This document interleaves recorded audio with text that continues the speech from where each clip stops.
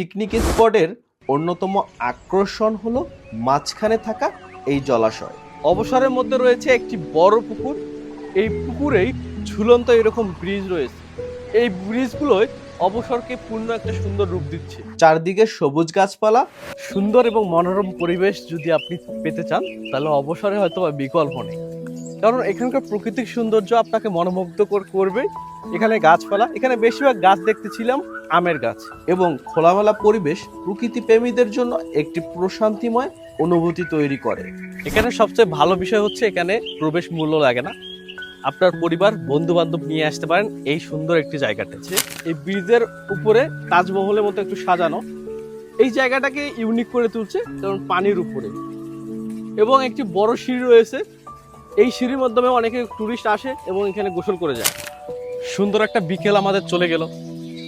মনে হলো এই বিকালটা এরকম প্রতিদিনে যাক।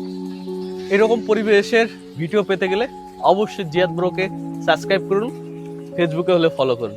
সবাই ভালো থাকবেন, সুস্থ থাকবেন। আল্লাহ হাফেজ।